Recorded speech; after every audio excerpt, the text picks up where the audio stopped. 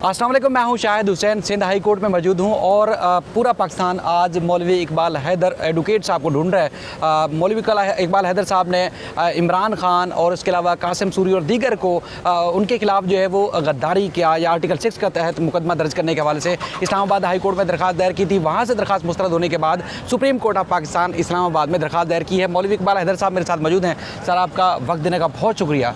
Sir, आपको याद है 10 अप्रैल की रात लोगों को नहीं भूल रही, 10 अप्रैल को जो है वो अदालत रात में खुली और लोग ढूंढ रहे थे कि मौलवी इकबाल हैदर कौन है। तो सर, आपने छुट्टी के दिन आपके लिए अदालत खुली, क्या मामला था पहले वो बताइएगा, और आज ख़ास तौर पर जो इस्लामाबाद में दरख्वास्त दायर हुई है वो क्या चाह रहे हैं आप? नहीं, देखिए, वो जो अदालत खुली ना, तो अदालत जो है वो फंडामेंटल राइट्स के लोग कस्टोडियन है। अदालत जो है वो कस्टोडियन है लोगों के बुनियादी हकूक़ की। तो वो अदालत तो जहाँ भी जज हो वो अदालत है और खुलना कोई मायने नहीं रखता, क्योंकि ये तो अदालत का काम है रिलीफ देना। जहाँ पर आइन ख़तरे में है, पूरा जमहूरी निज़ाम ख़तरे में था, उस रात को पूरा जमहूरी निज़ाम ख़तरे में था, आइन हमारा ख़तरे में था। तो न जाने क्या कुछ होता, तो एक मतलब कॉशंस लिए जाते हैं। अदालत अगर खुल गई तो वो मुझे नहीं मालूम कि वो क्यों खुली, लेकिन मैं वहाँ पर चूँकि था तो मैंने वहाँ पर अपनी एक पटिशन दी थी कि आर्टिकल 190 को इन्वोक करें, क्योंकि आर्टिकल 190 कहता है कि जो सुप्रीम कोर्ट है वो तमाम इदारों को in aid of supreme court बुला सकती है। तो सुप्रीम कोर्ट की मदद करने के लिए तो सुप्रीम कोर्ट ने 7 अप्रैल को एक वाज़ेह जजमेंट दिया था, और जो जजमेंट दिया था वो आपको याद होगा कि वो कासिम सूरी साहब ने एक रूलिंग दी थी। उस रूलिंग किस बात की रूलिंग दी थी कि जनाब वोट ऑफ नो कॉन्फिडेंस को के ख़िलाफ़ रूलिंग थी कि भाई वोट ऑफ कॉन्फिडेंस जो है वो उन्होंने सारा बेस बनाया कि एक अमेरिका की साजिश हुई और ये हुआ और वो ख़त लहराया। तो 27 मार्च को जो ख़त लहराया था इमरान खान साहब ने as a prime minister of Pakistan ख़त लहराया था, तो उस ख़त के ऊपर बात अलग थी। उसके बाद फिर वो बहरकैफ हमने एक पटिशन भी की। हमारा कहना ये था कि मैंने इस्लामाबाद हाई कोर्ट में साइफ़र या केबल चैलेंज नहीं किया था, मैंने उस ख़त को चैलेंज किया था जो लहराया था 27 मार्च को इमरान खान साहब ने एज ए वज़ीर आज़म लहराया था। तो ख़त था, वो साइफ़र नहीं था, वो केबल नहीं था।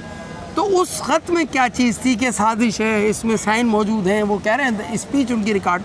तो मैंने उस पर सेक्रेटरी इंटीरियर को एक दरख्वास्त दी थी कि इसकी इन्वेस्टिगेशन करें, इसको इंक्वायरी करें कि what is the behind of this letter और क्या कंस्पिरेसी हो रही है। तो कंस्पिरेसी ऐसा तो नहीं कि हमारे ही मुल्क के ख़िलाफ़ कोई कंस्पिरेसी हो रही हो, अपनी हुकूमत को बचाने के लिए। आप चाह रहे हैं कि मुल्क के खिलाफ नहीं हो सकता, एक हुकूमत के खिलाफ नहीं, पूरे मुल्क के खिलाफ हो रही हो? नहीं, अपनी हुकूमत को बचाने के लिए उन्होंने एक कंस्पिरेसी ख़त की डाल दी। ठीक है। तो मैंने उस ख़त की इंक्वायरी मांगी थी, तो वो इस्लामाबाद हाई कोर्ट ने बाद में वो पटिशन डिसमिस कर दी इस बुनियाद पे कि जी साइफ़र जो है उसको बिलीव करना चाहिए, जो भी कुछ होता है केबल में, जो कुछ भी हमारे एम्बेसडर्स लिखते हैं वो उसके ऊपर हमें बिलीव करना होता है। और इस तरह की इंक्वायरियाँ ये वो जो है ये खैर वो डिसमिस हो गई। मैंने इंट्रा कोर्ट अपील फ़ाइल की कि साहब मैंने तो जो बात की है वो ख़त की है।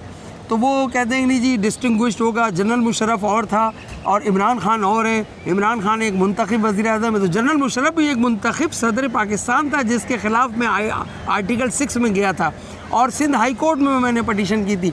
तो सिंध हाई कोर्ट ने डायरेक्शन नहीं दी थी, तो सुप्रीम कोर्ट ने, वो रिपोर्टेड केस है, डायरेक्शन दी सेक्रेटरी इंटीरियर को कि जनाब इसको इंक्वायरी करें, इन्वेस्टिगेट करें और अगर देखें तो फिर बाकायदा रेफरेंस बनाएं, तो केस दाखिल करें। तो मैंने वो केस किया था। अब सुप्रीम कोर्ट में भी उसी बात को मैं लेके गया हूँ कि जनाब वो ख़त there are 2 thing, one is letter and other thing is cipher that is cable.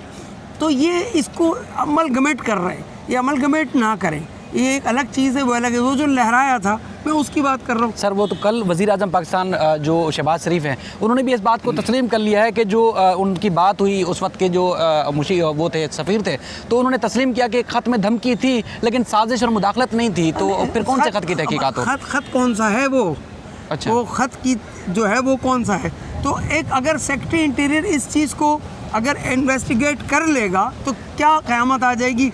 Article 6 के अंदर जो है सिर्फ सब वर्ड ट्रीजन में नहीं आता, अटेम्प्ट टू सब वर्ड भी ट्रीजन में आता है। इससे बड़ा सब वर्ड और क्या होगा कि सुप्रीम कोर्ट कह रही है कि आप वोट ऑफ नो कॉन्फिडेंस के ऊपर जो है, जो आया उसको कानून के मुताबिक, आइन के मुताबिक आप चलाओ, आप वो उसको मान ही नहीं रहे। यानी उन्होंने इस्तीफ़ा देना मुनासिब समझा और वोट ऑफ नो कॉन्फिडेंस नहीं होने दिया सुप्रीम कोर्ट की डायरेक्शन के बावजूद। डिप्टी स्पीकर साहब आ गए। अदालत तो इसीलिए खुली कि जो आइन पर अमल नहीं हो रहा, तो इसका मतलब है कि कोई गैर आइनी अमल होने जा रहा था उस रात को। ये आपने एक बड़ी ज़बरदस्त बात की। एक पिटीशन का ड्राफ्ट उस दिन सामने आया जो इस्लामाबाद हाई कोर्ट में मुमकिन तौर पर कमर जावेद बाजवा साहब आर्मी चीफ की मुमकिन बरतरफी से मुतालिक एक पिटीशन का ड्राफ्ट सामने आया जिसमें मार्च की तारीख दर्ज थी। वो पिटीशन आपकी थी, किसकी थी वो पिटीशन? देखें, वो तो एक लिटिगेंट्स हैं, litigants are free to move before the honourable court of law. अगर कोई और लिटिगेंट वो लेके गया होगा, आपकी वो एप्लीकेशन नहीं थी? हमारी तो एप्लीकेशन ये थी कि जनाब इम्प्लीमेंट करें, इस आइन के ऊपर अमल दरामद कराएं, सुप्रीम कोर्ट के फैसले पर अमल दरामद कराएं। हम तो आर्टिकल 189 और 187 की इम्प्लीमेंटेशन के लिए। अच्छा, जो एप्लीकेशन का ड्राफ्ट घूम रहा था जिसमें खदशा था कि इमरान खान आर्मी चीफ को बरतरफ कर देंगे, एप्रीहेंशन थी कि कोई गैर आइनी काम होने जा रहा है। आपकी थी या किसी और की थी? गैर आइनी काम होना, देखें बात ये नहीं है कि कोर्ट जो समझती है ना, कुछ भी कोर्ट बियॉन्ड द प्रेयर भी जाती है। अगर सरकमस्टांसेस प्रिवेल कर रहे हैं, अलार्मिंग सिचुएशन है, तो कोर्ट तो जा सकती थी, कहीं भी जा सकती थी। क्योंकि गैर आइनी काम जब होने जाएगा तो क्या होगा, फिर क्या होगा? आइन कैप्टन में बेंच हो जाता है, पीसीओ आ जाता है, इमरजेंसी लग जाती है। इससे कौन क्या होता है? नुकसान मुल्क का नुकसान है, जमहूरियत का नुकसान है, आइन का नुकसान है, अदालतों का नुकसान है, तो और बुनियादी हकूक़ लोगों के मुअत्तल होने का ख़तरा है। तो वही तो सर, आपने बड़े तारीखी केस हमने रिपोर्ट किए, 13-14 साल से मैं आपको जानता हूँ। बड़े हिस्टोरिकल केसेस हमने रिपोर्ट किए हैं और वाकई मुल्क और कौम की बेहतरी के लिए हुए हैं। बेशुमार लोगों का ये परसेप्शन होता है कि आप किसी के कहने पे पिटीशन फाइल करते हैं, तो ये पिटीशन किसके कहने पे फाइल की थी? एज ए पाकिस्तानी फाइल की थी? देखिए, बात यह है कि एक लॉयल टू स्टेट जो होगा ना, वफादार, मुल्क से वफादार, हमारे आइन के आर्टिकल 5 में यही तो लिखा हुआ है कि every citizen should have to loyal to state and the law. आप भी लॉयल टू स्टेट है, मैं भी लॉयल टू स्टेट हूँ, तो हमारी लाइन जो है दोनों की एक ही जाके जगह रुकेगी। सर, वो इमरान खान और कासिम सूरी या जितने भी लोग थे लॉयल नहीं लगे? नहीं, कहाँ लॉयल थे? अगर लॉयल होते तो सुप्रीम कोर्ट के फैसले में मनोवान अमल करना चाहिए था ना। सुबह 12 बजे उसने पहला बोर्ड कहा कि जो है कन्वीन हुई असेंबली सुबह, उसने कहा जी मैं 12 बजे इसको दोबारा जो है कन्वीन होगी। उसके बाद फिर एडजर्न हो गया, मगरिब हो गई, तो हम आंखें तो। सर, आप सीनियर कानूनदान हैं, आप लोगों से हम सीखते हैं बहैसियत कोर्ट रिपोर्टर। अगर कोई अदालत के हुक्म की अमल दरामद नहीं करता तो उसके खिलाफ तौहीन अदालत की कार्रवाई होती है। तो यहाँ तो तौहीन अदालत की कार्रवाई नहीं हुई, यहाँ तो डायरेक्ट नहीं, तौहीन अदालत की भी मैंने एक एप्लीकेशन दी थी। और मैं ये भी कहने जा रहा था, मेरा यही कहना है कि ऐसा नहीं है कि मैं तौहीन अदालत के चक्कर में पड़ रहा हूँ, आइन ही निकल जाए हाथ से। ठीक है, अगर आइन निकल जाता उस रात को तो फिर मतलब आइन से मुराद आर्मी चीफ बाजवा साहब थे? नहीं, कोई भी आ सकता है ना। देखें, यहाँ तो लीबिया के कर्नल ने जो है ना इंटरवेंशन कर दिया था। एक मामूली फौज का आदमी उठ के खड़ा होकर के कर सकता है, ज़रूरी थोड़ी है। देखिए, रेवोल्यूशन जो होता है एक अलग होता है और एक इंटरवेंशन अलग चीज़ होती है। सर, आखिरी सवाल, गर्मी बहुत है, आपने टाइम दिया मुझे, आपका बहुत शुक्रिया। एक आखिरी सवाल ये है कि सर, इमरान खान का किरदार, कारकर्दगी हुकूमत की 3-4 साल, वो सब कुछ जानते हैं, लेकिन बहुत सारे लोग इस वजह से पाकिस्तानी दुखी और गमज़दा हैं कि बहुत सारे लोगों के ऊपर जुराइम है, संगीन नौइयत के जुराइम में मुलव्वस हैं, वो रूल कर रहे हैं, हुकूमत कर रहे हैं। और खासतौर पर ये लोग आर्मी के खिलाफ बात करते थे, एस्टेब्लिशमेंट के खिलाफ, आज वो हुकूमत कर रहे हैं। इमरान खान के खिलाफ मैंने इस्लामाबाद हाई कोर्ट में 2014 में पटिशन फाइल की थी, आज भी वो पेंडिंग है कि वो फ़ौज को बरमला बुरा कह रहे थे, वो जुडिशरी को बरमला बुरा कह रहे थे। मेरी पटिशन आज भी मौजूद है। ये थोड़ी है कि आपने अगर बुरा कहा है तो क्या आप इस काबिल ही नहीं, वज़ीर आज़म नहीं बन सकते, कौमी असम्बली का इलेक्शन नहीं लड़ सकते।